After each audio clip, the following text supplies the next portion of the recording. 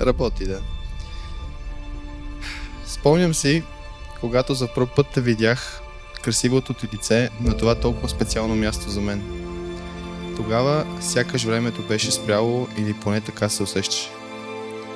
Почувствах нещо, което дори не мога да опиша с думи. Една топлина в мен, щастие.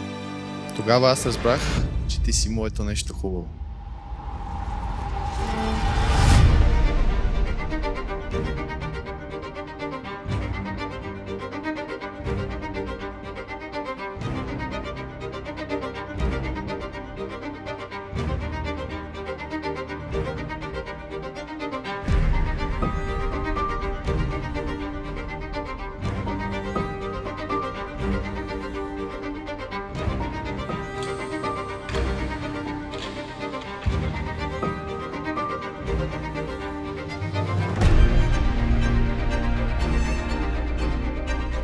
Шава се Божият град пред, с Божията и Бая, за Сина и Светия Дух.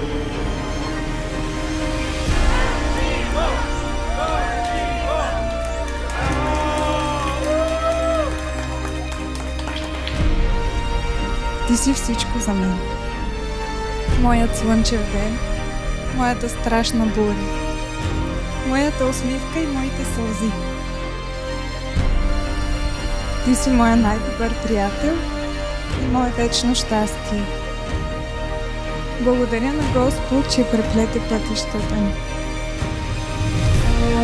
Абсолютно да! Сега искам най-бурните ви аплодисменти за двамата.